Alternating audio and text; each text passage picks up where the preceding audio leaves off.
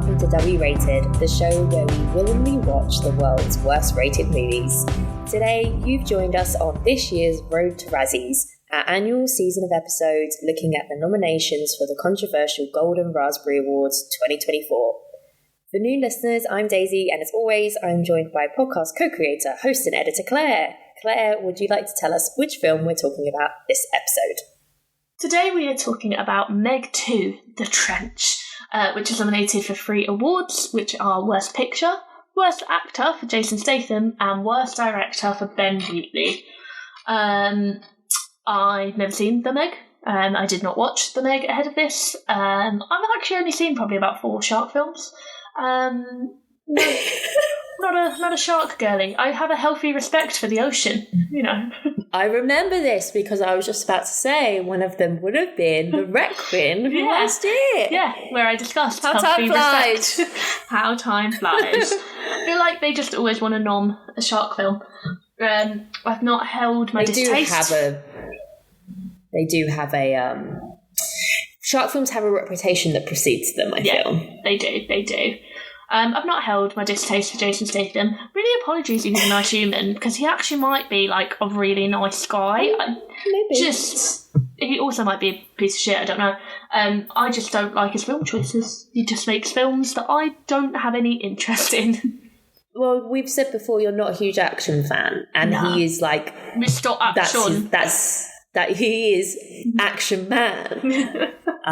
So yes, so what are you going to do? Yeah, and then Ben Wheatley, I don't actually know much about Ben Wheatley. I don't know.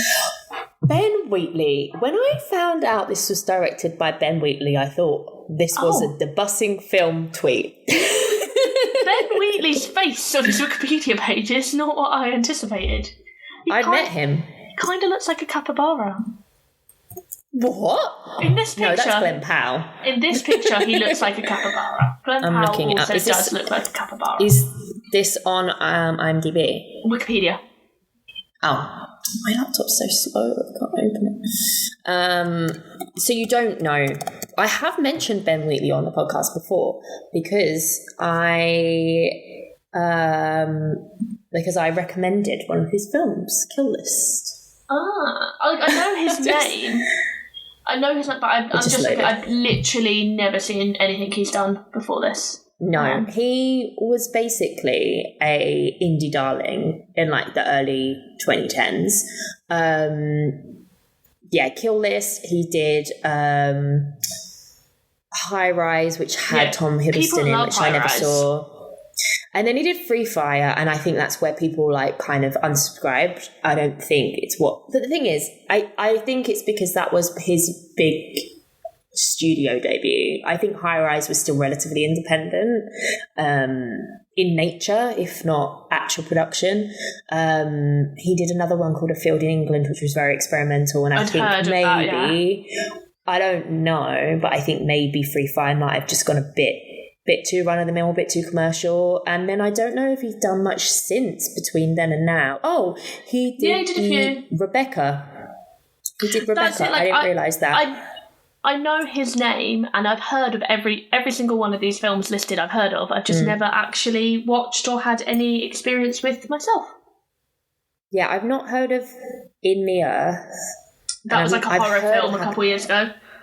I've heard of Happy New Year, Colin Burst did, but it was, he was like huge trajectory. Yeah. And Sightseers is meant to be amazing. I think In the Earth was a bit controversial because it was like a horror. I think it was one that people either loved or were like, that was nonsense. Right. So I think he's just kind of like dropped off of people's radar now. But he was like heralded as this big, and I don't know if it was just in Britain because he's British maybe, but he kind of just fell off of the radar after Free Fire. I thought it was long, like that was older actually, Free Fire. I didn't realise that was 2016.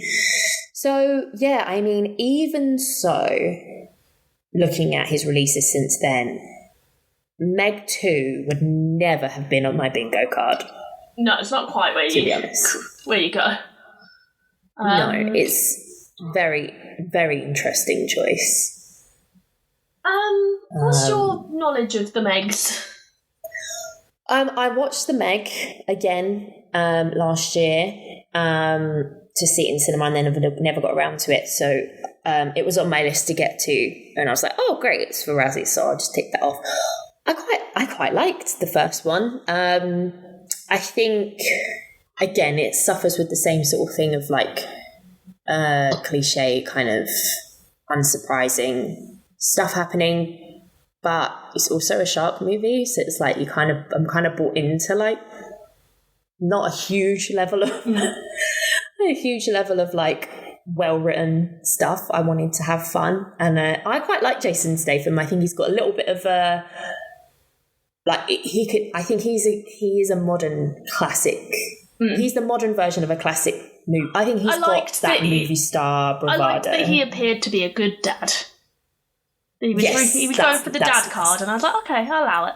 So in the first one, obviously, spoiler territory as always, he used to be a deep sea diver, and then he's a bit of a maverick. He's a bit of a renegade. Because I was very confused. I was like, is he an eco-terrorist? Well, so that doesn't really come from the first film, but it makes sense. So he gets brought in to do a deep dive because they're like discovered that they can go down in the Mariana Trench. And I think the team he originally works with, some of them were a bit like, they can't work well together because something happened in the past, but it's very by the numbers. He comes in and there's like, I do think it's potentially a Chinese-American co-production. Well, the second one very much felt like that as well. It really felt like they were going heavy in for the Chinese or the Asian audience. And obviously... But to be honest, if you're going to try and appeal, that's probably the way to do it. Like, bring worlds together, don't try and sanitize down. Yeah, and also creature features are so huge in that culture that it makes sense. Like, they do creature features so differently in a good way. Yeah, so there was, I think the company was owned by a Chinese family, including a woman. And I feel like it might have been Fan Bingbing. Oh, that makes sense. I think so. I'm sure I looked it up again since. And she had a little girl. And basically they go down and they discover a megalodon, which is I was about to say dinosauric. It is historic, like dinosaur level. I don't know if it's Jurassic. I don't know what period. What am I trying to say? Prehistoric is what I'm trying to say. Huge old shark.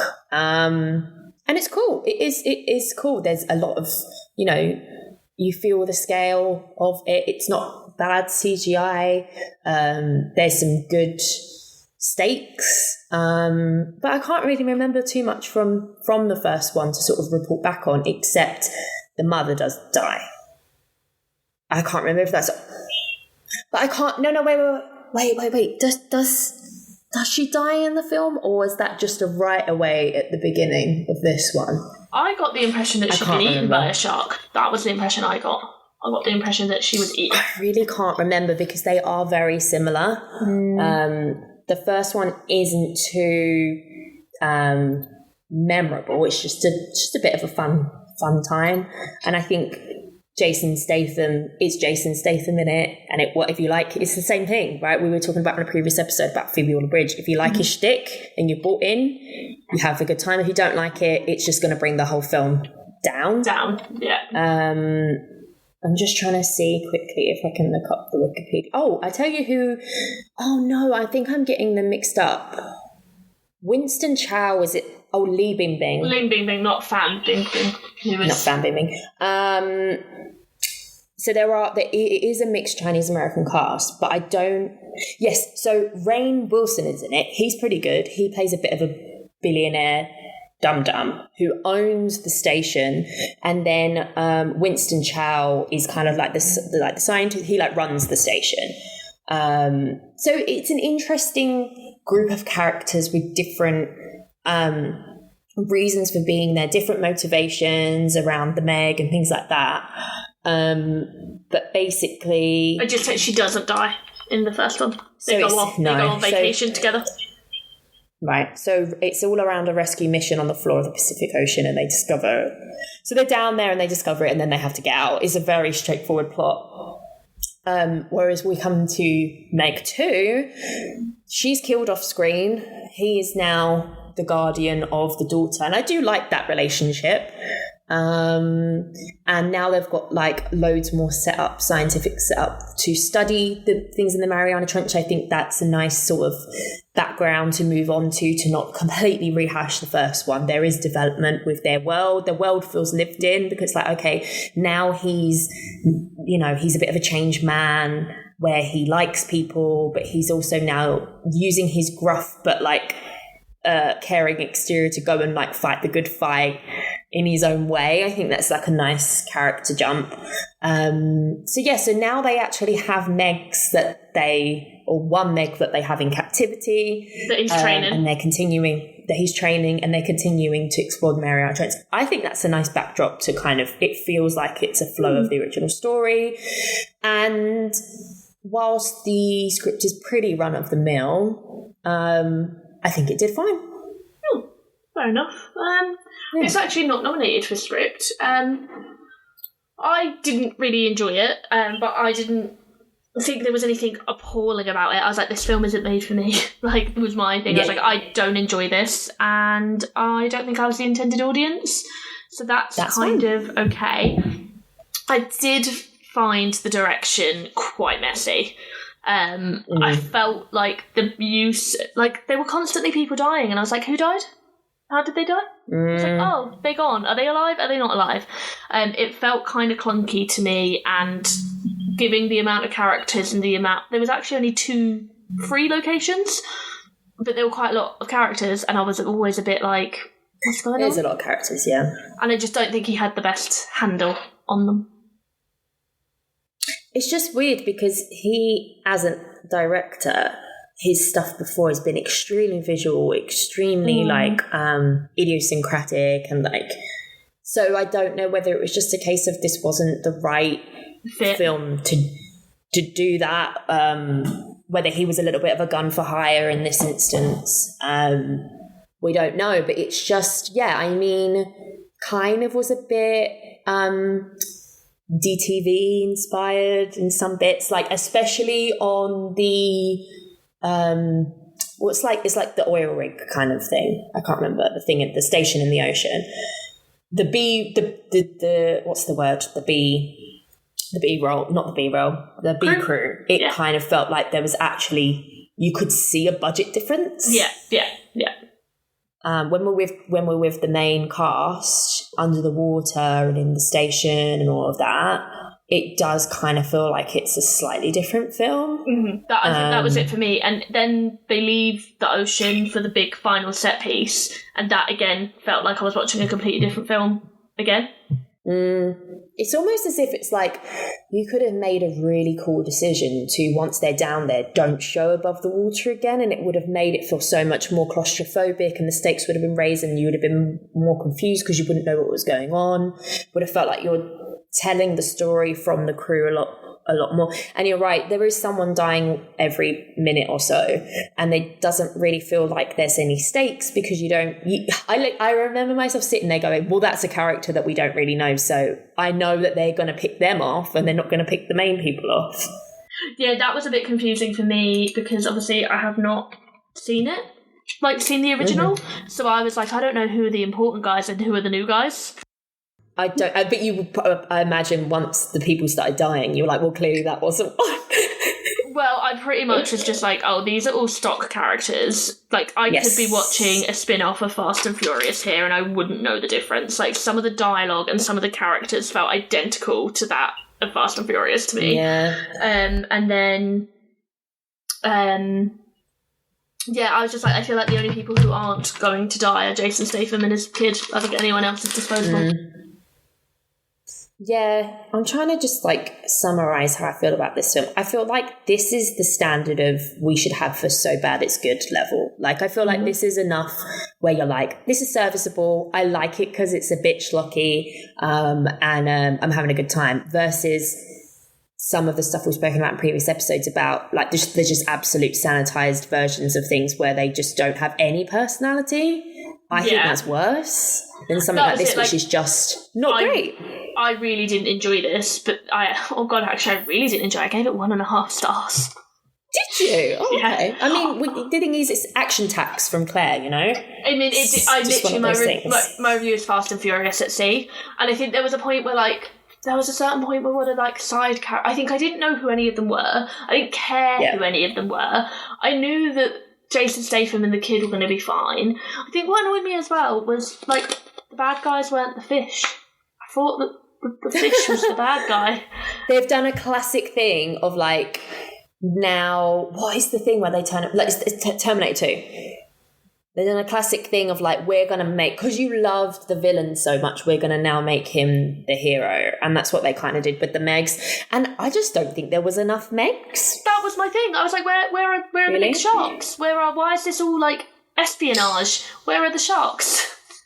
I do feel like Act 3 was better than Act 1 and 2. But your mileage will definitely vary if you like action or not. Because if you don't like action, it's like... And to be honest, by the time Act 3 got around, I was so bored. I was like, oh... Again, a long film. Yeah, like, I thought it was more interesting when they were all trapped down in the trench. And then it kept making this really big deal about how there was no way they could ever get there, that it was a suicide mission. They all fucking made it.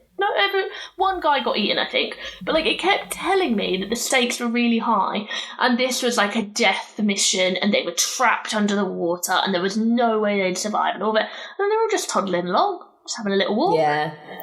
I think that's definitely a good point with show, don't tell. And also just not playing, not really taking any risks, not really. It's just... We're going to tell you so that you think... They're not really trusting the audience. They're just like, we need to get from A to B. We want you to feel like this. So the character is going to say this. And then this character, who you don't remember the name of, is going to die. Yeah, and that's what it felt like. I didn't know any of their names. I didn't know any of their personalities. It's funny, actually, we recorded this after Indiana Jones, and I couldn't remember... why, like, I didn't remember how much I disliked this. I watched Indiana Jones straight after this, so I feel like I don't remember how much I didn't like this because I enjoyed Indiana Jones. It's a good comparison, though, right? Because you haven't seen any of the films before either, but you said in the Indiana Jones episode that you enjoyed it as a standalone film, and I like that you're able to share that perspective on these. I think with the thing Indiana Jones, I knew who all the characters were. I knew what their purpose was. I knew that Mad Mikkelsen was the evil bad guy, and he wanted to do this, and he had the evil henchmen, and they wanted to do that, and you knew that Phoebe Waller-Bridge was trying to get herself out of a situation but had morals, so she was trying to have it all, you know, get away with all the bad stuff, but then also not hurt anyone and stuff like that. Whereas in this, I was like, are they studying the fish because they like the fish, or they don't like the fish? You know, the fish bad, or are the fish good? And is the Asian billionaire man who's the brother-in-law good, or is he secretly evil, or is he just stupid? And why are so many of these people that work for this incredibly insane science firm so stupid? Surely they would have to pass so many tests and have so many degrees to get a job in an institute like this, but they all seem really stupid. And I was just a bit like, I think it's a good point. The character motivations just aren't clear at all. No. There's no reason. They're not real people. No. They are characters on a page where they need to be here and then they need to be here, so this happens. And I think the most egregious example of that is the woman that turns out to be a mole girl on the inside, not a mole, like a double agent. Mm-hmm.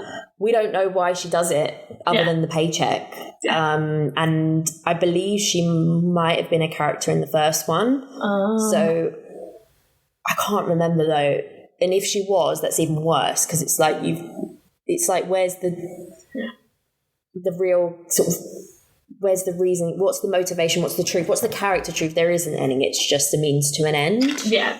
Do you know who did that kind of role perfectly, that they didn't turn out to be a villain, and would have been much better? Jake Johnson in Jurassic World. He was a background character in that film. He was just in the control centre. He stole the show. But he stole the show. You knew what him and Lauren Lapkus were after. You knew their motivations, and all they were doing was sitting at a desk with some computers. Whereas in this... You just knew them as people. Yeah. Whereas in this, I was like... When it was like, oh, shocking, she's the bad guy, I was like, was she important before that? Like... Yeah. Yeah. Yeah. It definitely, because I didn't, if I'd seen the film before, I'd already, and it was this year or whenever I'd watched it, I did try and review it. And obviously I would have rated it. Oh no, she wasn't in the first film. Oh, there you go. But in some ways that's even more confusing. It's just a woman. It's just a woman. So... Because then it's just like, okay, someone that we didn't know turns out to not be a good guy. All right. We can't feel what the characters are feeling because you've not allowed us to do that. What I was going to say is all of the ones that I'm watching new that I knew we were going to be talking about, I didn't rate and review because I was like, well, we're going to review on the podcast and that reviewing helps me rate it. So I'm just trying to think now what it would be because I was falling asleep at the beginning and in the middle, to be honest, but the third act kind of woke me up a little bit, but overall it was too long. And I think I did probably prefer the first one, even though I can't remember it. So I probably give it a 3 because there are parts that... So 3 for me is there are parts that I liked and it's okay. Whereas you go down to 2.5 and it's a completely indifferent kind of thing. So I do think I would give it a 3. What is it nominated for again? Worst film? I don't think that's fair. No, it's film, picture, actor, director. I think direction, yeah. Yeah. I'd go worst picture, but I think that is the fault of the screenplay and the director. So I think it should go into sequel because I don't think it's a stand out as a bad film on its own. I do feel like it's a step down from the previous before, even though that wasn't necessarily a great film. But even then I probably wouldn't even put it in there. It was fine. It was fine. I don't think it's great, but I don't think it's the worst by any means. I mean, out of the 11 I've watched, it's bottom 3 for me, but I still enjoyed it more than I enjoyed Magic Mike's Last Dance, which is not nominated for Worst Picture, so, This is it, and I think because we've spoken about quite a few now, it's like, okay, no, I don't really see that in that category. But maybe on the outskirts, maybe in the long list. I don't mind this being in Worst Picture because I gave it 1.5 stars and I thought it was a bad film. I think that's fine. I think it's because there was enough there to keep me entertained. It was okay. And I like Jason Statham and I liked the third act. The director thing is what I can't wrap my head around. And I think it's because there's always background to this stuff, right? Is that's why there's a whole sequel category because you're judging it as a sequel. Yeah. So I think with the direction, they're not necessarily judging it on the direction of the film alone. They're judging it on the direction knowing it's Ben Wheatley. Yeah. I know, but to your point, it's not great either. But I don't know if they would even have made a point of it had it been some unknown. I don't know. But correct me if I'm wrong, because you don't have the context of that. So I don't think Ben Wheatley is well known enough for people to purposely go against him. I think for films, though, people who are in this voting community would have known who he was. Do you think so? Like the American Razzie voters would know who a little indie British director is. His films had like Brie Larson in. True. Well, they one of them, Brie Free Larson. Fire. Yeah. So I don't know, like potentially not, but that's I think kind of my theory. I'm like, it's a badly directed film anyway. I guess I just don't expect more from it. That's the thing. Oh, I would expect it to be at least entertaining or have some sort of tension. Yeah, I found bits entertaining. But then you enjoyed it more than I did, so. Yeah. I think it's just so middle of the road, it's hard for me to say. I think that's the thing. I think with director, I can't separate the context. So I'm like, oh, I do think it's because of that, and that also mirrors my view of it as well. Yeah. Because then I go, oh, I wonder if I hadn't have known who it was, whether I would have thought that. And you're right, it's probably not the same for the Americans. They probably don't know who he is. But I'm like, I don't know how I would feel because I can't separate that context. But the thing to point out about that, which we've touched on, is it is taking it out of the water and it feeling like a bit of like an one of those Marvel shows, like Agents of S.H.I.E.L.D.